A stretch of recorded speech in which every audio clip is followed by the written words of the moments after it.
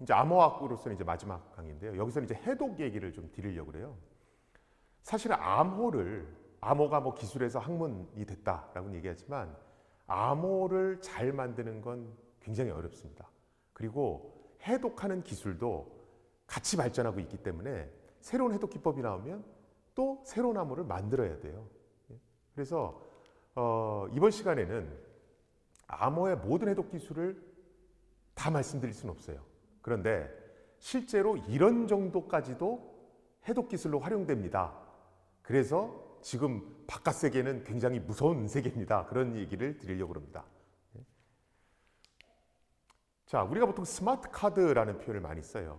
스마트 카드는 카드에 노란색 칩이 붙어 있는, 아마 여러분들 뭐 현금 카드든 뭐든 보시면 지금 우측에 있는 저런 노란색 칩이 붙어 있는 카드들 많이 보실 겁니다. 왼쪽에 있는 게 이제 마그네틱 스트라이프 카드라고 그러죠. 시꺼먼 자기띠에 정보를 기록하는 겁니다. 우리가 보면 N극, S극이 있죠. 그 N극, S극의 방향에 따라서 저 검은 선에다가 자기띠에다가 정보를 기록하는 겁니다. 그게 그 마그네틱 스트라이프 카드의 원리고요. 실제로 자성을 이용해서 정보를 기록하기 때문에 자성은 어떤 특징이 있습니까? 자성을 띤 물질에 쇠를 갖다 놓으면 이 쇠도 자성을 띠게 되잖아요. 그래서 마그네틱 스트라이프 카드는 복제가 굉장히 쉬워요. 왜냐하면 저 자기띠 부분이 노출돼 있으니까 복제가 일단 되게 쉽고요. 그 다음에 저게 자주 쓰면 저 부분이 닳아서 자성이 이렇게 없어집니다. 훼손됩니다. 그럼 이제 카드가 동작을 잘 안 하는 거죠. 가끔가다 신문에 보면 뭐 아라비아의 왕가에서 온 사람이 신용카드를 하도 많이 써서 저게 닳아서 결제가 안 됐다, 뭐 이런 기사가 나기도 하잖아요. 그래서 저 마그네틱 스트라이크 카드는 사실 편리하지만 상당한 제약이 있습니다. 그래서 그런 어떤 보안성을 높이기 위해서 나온 게 지금 우측에 보시는 스마트 카드라고 하는 거고요. 저 노란색 칩이 조그마한 컴퓨터라고 보시면 돼요. 그래서 실제로 저 스마트 카드, 저 노란색 칩 부분을 조금 확대해서 보면 이렇게 생겼습니다. 그래서 안에 보시면 메모리도 있고 CPU도 있고 보안 프로세서도 있고 컴퓨터랑 똑같죠? 롬, 램 있고 다 있습니다. 한 8비트에서 16비트 되는 컴퓨터라고 보시면 돼요. 그래서 실제 저 안에 데이터가 들어가고 그 데이터가 처리되고 다 하는 겁니다. 자, 저게 왜 좋냐면 실제로 우리가 마그네틱 스트라이프 카드의 저 칩 안에 보면 메모리도 있고 이거저거 다 있다라고 말씀을 드렸잖아요. 그렇죠? 우리가 일반적으로 공인인증서라든가 퍼블릭 키, 프라이빗 키를 USB에 넣었어요. 그렇죠? USB에 넣어서 PC방 같은 데 가서 그걸 컴퓨터에 꽂았어요. 그래서 인터넷 뱅킹 업무를 봐요. 그럼 됩니까? 안 됩니까? 왜 안 돼요? 왜 해킹 당하죠?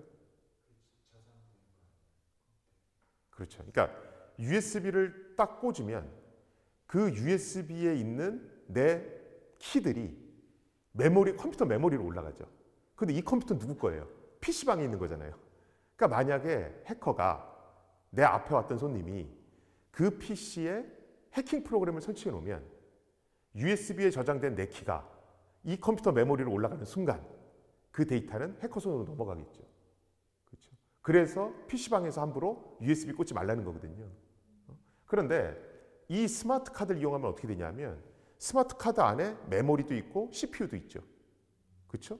그러면 저 스마트 카드를 예를 들어 컴퓨터에 리더기가 있어서 딱 꽂아요. 딱 꽂으면 내가 인터넷 뱅킹을 할 때 프라이빗 키를 써야 될 때가 있잖아요. 그럼 이 키가 내 스마트 카드에서 밖으로 나가는 게 아니고 안에서 CPU를 통해서 다 처리가 된 다음에 결과값만 나가는 거예요. 예를 들면 계좌 이체할 때 전자서명해야 된다고 그랬잖아요. PC방에서 하면 USB에 있는 프라이빗 키가 메모리로 올라가죠. 그래서 거기서 전자서명을 수행하거든요. 메모리로 올라가 있을 때 해커가 가져가면 내 키는 노출되는 거죠. 그렇죠? 그런데 저 스마트 카드를 쓰면 내가 계좌 이체 1,500원 뭐 이렇게 썼어요. 그럼 그 1,500원이라는 정보가 스마트 카드 속으로 들어가요. 그럼 스마트 카드 안에 CPU가 있잖아요. 근데 프라이빗 키도 저 안에 있죠. 저 안에서 전자서명 값을 계산해 내는 거예요. 그래서 서명 값만 밖으로 보내줘요. 그러니까 내 키가 저 칩의 밖으로 절대로 안 나가죠. 그래서 안전하다는 거예요. 그래서 저 스마트 카드 칩을 자꾸 쓰게 하려는 거고, 저 칩이 어디 있어요? 전자여권이라는 데도 저 칩이 들어갑니다. 그래서 여러분들 전자여권이라는 거 들어보셨잖아요. 전자여권은 여권 위조가 많이 발생하니까 등장한 거거든요. 그럼 여권 위조를 어떻게 해요? 여권을 이렇게 딱 열면 여기 사진하고 여러 가지 정보가 있잖아요. 거기서 영화 보시면 사진, 내 사진 놓고 이 정보 아무거나 위조해서 그냥 하는 거잖아요. 그렇죠? 전자여권은 어떻게 돼 있냐면 전자여권 그 앞에 껍데기가 좀 두꺼워요. 그 껍데기를 반으로 쫙 쪼개면 그 안에 저 칩이 들어 있습니다. 저 칩에 무슨 내용이 들어 있냐면 여러분들 전자여권 표지에 있는 내 사진하고 이름하고 있는 그 내용 있죠? 그 내용이 저 칩 안에 들어가 있어요. 그래서 전자서명된 형태로 저 칩 안에 딱 들어가 있습니다. 그러면 전자여권 확인할 때 어떻게 하냐면 여권을 딱 컴퓨터에 갖다 대면 그 칩 속에 있는 내용이 앞에 이렇게 검사하시는 분 화면에 딱 떠요. 그러면 해커가 아니면 다른 사람이 내 여권을 위조하려면 어떻게 해야 돼요? 전자여권 표지도 사진이랑 이름 바꿔야 되고 칩 속에 들어있는 내용도 같이 위조해야 되죠. 그렇죠? 왜냐하면 여권을 딱 갖다 대면 칩 속에 있는 내용이 컴퓨터에 뜨거든요. 그러면 여기 있는 저 국경에 계신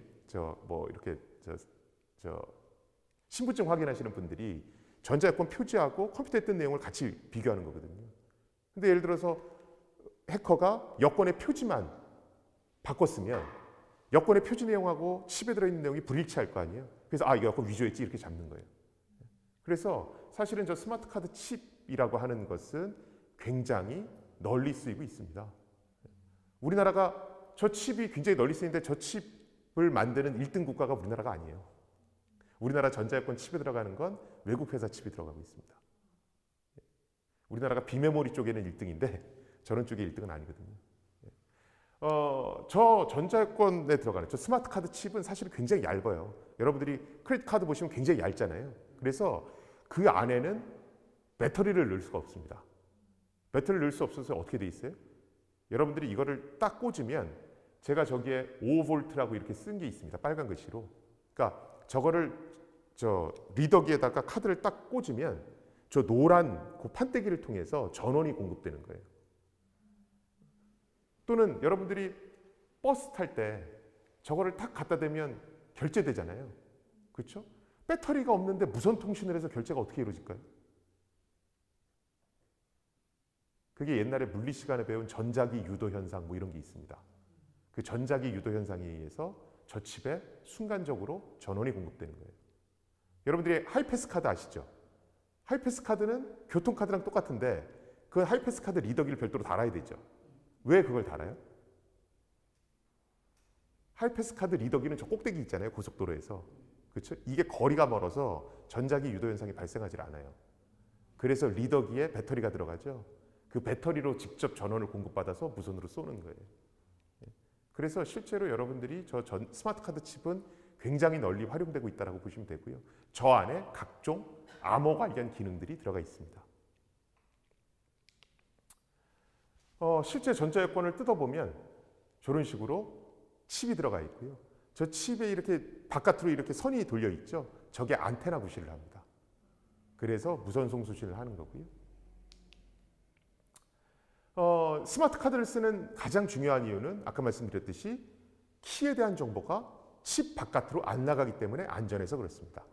그래서 사실은 우리가 보통 이제 공인인증서 같은 거 쓰시면 공인인증서랑 프라이빗 키를 하드디스크에 저장할 수 있고 USB에 저장할 수도 있고 또 하나 나오는 게 보안 토큰이라고 해서 나올 거예요. 그 보안 토큰이 바로 저런 거 얘기하는 거예요.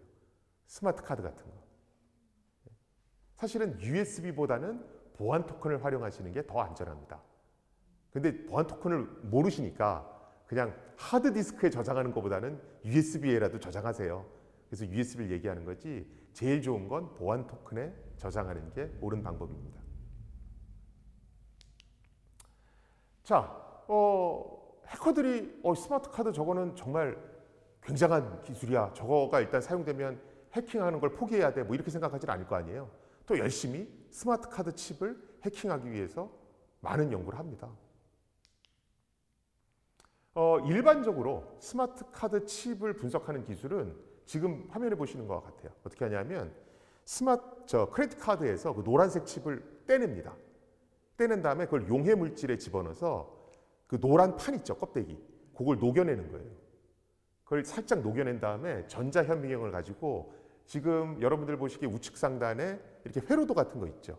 그 내부에 있는 회로들을 전부 다 분석하는 겁니다. 그래서 어떤 데이터가 오가고 있는지를 알아내서 키를 뽑아내는 거예요. 저걸 이제 역분석, 역공학 또는 리버싱 이렇게 얘기를 합니다. 근데 문제는 저런 식으로 분석을 하려면 일단은 고가의 장비가 있어야 되고 기술력도 제일 뛰어나야 돼요. 근데 더 큰 문제는 뭐냐면 저런 식으로 분석을 하면 스마트 카드가 훼손되죠. 카드가 훼손되기 때문에 내 카드에 나쁜 놈들이 어떤 걸 했다라는 걸 카드 소유주가 인지할 수가 있어요. 그럼 내 카드가 훼손됐으면 카드 교체하면 되잖아요.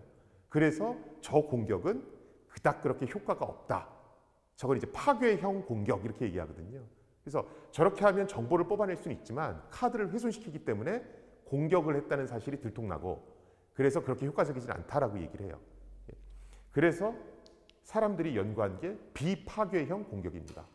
그걸 다른 말로 사이드 채널 어택 또는 부채널 공격 이렇게 얘기하는 거예요. 사이드 채널 어택은 뭐냐면 정상적인 통로를 이용하는 게 아니고 비정상적인 통로를 이용해서 데이터를 분석하는 걸 얘기합니다. 예를 들면 스마트 카드는 배터리가 안에 들어간다고 그랬습니까? 안 들어간다고 그랬습니까? 안 들어가죠. 공간이 너무 좁기 때문에 배터리를 넣을 수가 없거든요. 그래서 리더기에 꽂으면 밖에서부터 전원이 공급된다고 그랬죠. 그렇죠? 그럼 얘는 전자제품이니까 어떤 메커니즘이 돌아갈 때 전기를 소모해요. 그렇죠? 그러면 리더기에다가 예를 들어 은행에 ATM 기기가 있어요. 그럼 ATM 기기에 해커가 장치를 하나 다는 거예요. 근데 이 장치는 뭐냐면 스마트 카드에 전력이 얼마만큼 공급됐는지를 체크할 수 있는 장치예요. 그런 거 달 수 있겠죠. 그렇죠? 그러면 실제로 이 스마트 카드가 전기를 얼마나 소모하는지를 측정해서 그 안에 들어있는 키를 뽑아낼 수가 있습니다. 또는 모든 전자제품은 구동하면 열이 발생하잖아요. 또는 전자기파 같은 게 나오죠. 그런 것들을 분석해서 안에 있는 비밀키를 뽑아낼 수도 있어요. 그런 모든 걸 사이드 채널 어택, 부채널 공격이라고 그러고 요새 나오는 저런 칩 종류의 제품들은 이런 부채널 공격에 견디도록 저걸 막도록 설계가 돼 있어야 됩니다. 대표적인 이제 부채널 공격을 하나 예제로 보여드릴게요. 요거는 실제로 제가 좀 전에 말씀드렸듯이 전력 소모한 양을 측정한다든가 전자기파를 측정한다든가 그런 식으로 부채널 공격을 시도하는 장비를 간단하게 실험실 레벨에서 만든 거고요. 실제 저걸 이용하면 어떤 식으로 공격할 수 있느냐? 지금 제가 굉장히 단순한 프로그램을 하나 보여드렸어요. 저걸 저기 이제 비밀번호 확인하는 프로그램입니다. 그럼 잘 보시면 저기 PWD라고 돼 있는데 내가 보통 이제 저 크레딧 카드 같은 데 보면 0000, 1111 이런 식으로 비밀번호 설정해 놓잖아요. 내가 설정한 비밀번호가 저 PWD라는 곳에 저장돼 있는 거예요. 인풋은 뭐냐면 내가 키보드로 누른 값이에요. 그럼 저건 뭘 의미하냐면 내가 키보드에서 AAA 이렇게 눌렀어요. 근데 내가 저장한 비밀번호는 BBB야. 그럼 앞에서부터 한 글자씩 비교하면서 세자가 전부 다 맞은지 다른지를 비교하는 거예요. 그렇죠? 그러면 이 화면에서 보시면 0, 1, 2 그래서 앞에서부터 한 글자씩 비교하면서 틀린 글자가 나오면 바로 리젝트가 뜨죠.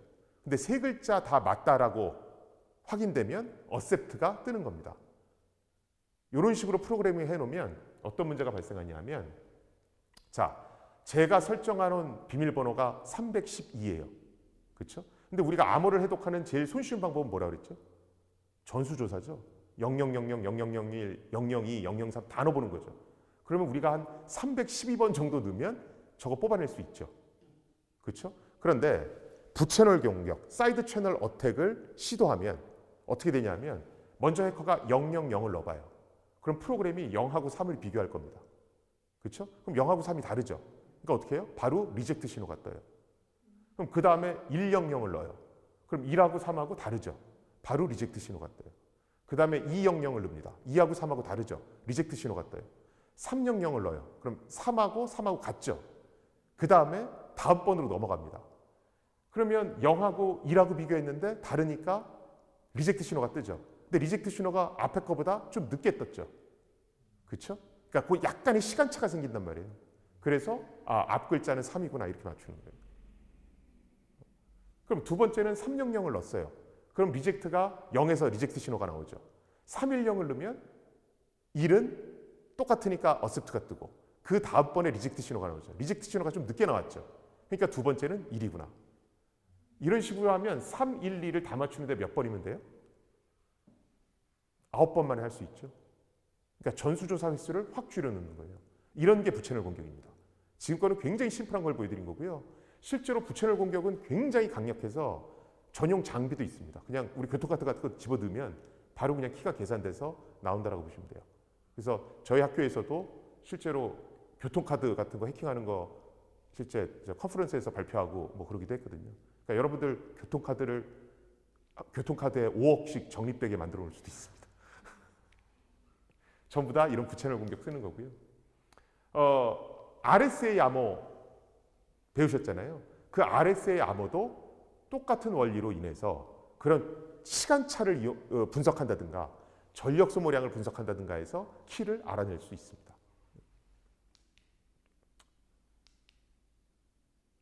요거는 지금 RSA 암호가 이제 전력 소모가 어떻게 되느냐를 분석을 하는 거예요. 그래서 그 전력 분석하는 양에 따라서 실제 키를 해독해내는 겁니다. 저 그냥 모양만 제가 보여드리도록 하고요. 데스 있죠, 데스. 데스 같은 대칭 키 암호도 저런 부채널 공격을 통해서 분석을 해낼 수가 있습니다. 지금 보시는 건 그 데스 칩이 실제로 전력을 어떻게 소모하고 있는지를 보여드리는 거고요. 요새는 저 기술이 어느 정도로 발전했냐면요. 지금 저 그림이 뭐 같으세요? 저 우측에 뭐 HLT, 뭐 MUL, AD 뭐 이런 거 써 있잖아요. 저 그림이 뭘까요? 저게 이스라엘 연구팀이 분석을 한 거고요. 이스라엘 연구팀이 뭘 분석했냐면 우리 컴퓨터 CPU 있잖아요. CPU는 다른 명령어를 처리하면 다른 소리가 난답니다. 근데 옛날에는 어땠냐면 굉장히 큰 지분기 있잖아요.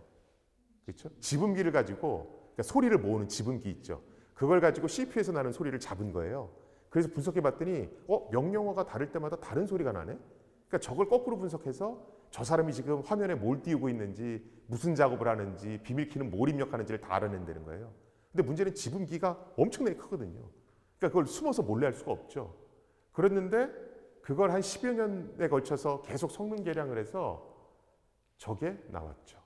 이게 몇 년 전에 신문에 보도된 건데 저기 조그맣게 있는 게 스마트폰입니다. 요새 스마트폰의 센서 기술이 굉장히 발달해서 저 스마트폰에 있는 센서를 이용해서 노트북의 CPU에서 나는 소리를 잡아내는 거예요. 그렇게 해서 저 노트북에서 사용되는 RSA 암호키가 뭔지를 알아내는 겁니다. 어디까지 성공했냐면 4096비트짜리 키를 알아내는데, 해독해내는데 성공을 했어요. 그러니까 요새 해독은 보통 저런 식입니다. 그러니까 어떻게 하겠어요? 또 저런 거를 막는 또 어떤 것들을 만들어내겠죠. 그렇죠? 근데 여기서 중요한 건 뭐냐면 여태까지는 여러분들한테 주로 말씀드렸던 게 암호 알고리즘, 암호 설계도를 어떻게 만드느냐를 말씀드렸잖아요. 근데 이건 뭐예요? 설계도가 아무리 잘 돼 있어도 구현을 잘하지 않으면 저런 문제가 생기는 거거든요.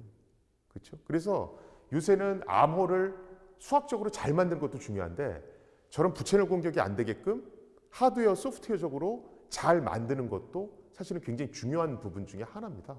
실제로 블록체인이나 비트코인 보면 굉장히 이론적으로 검증된 좋은 암호 기술들을 써요.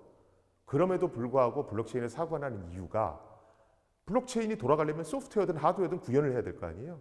그 구현할 때 저런 공격 기법들을 충분히 감안해서 구현을 하지 못하는 거예요. 그러다 보니까 문제가 생기는 겁니다. 네, 여기까지 해서 부채널 공격에 대해서 말씀을 드렸고요. 사실은 이런 기법들은 굉장히 많습니다. 그래서 여러분들이 암호를 보실 때 이 암호는 그 설계도 자체가 이론적으로 잘 검증돼야 되는구나 그 생각을 하셔야 되고요. 이론적으로 잘 검증됐다 하더라도 그것을 하드웨어나 소프트웨어로 구현하는 데 있어서 굉장히 잘 구현하지 않으면 또 다른 공격이 가능할 수 있구나라는 걸 항상 명심하시는 게 좋습니다. 들어주셔서 감사합니다.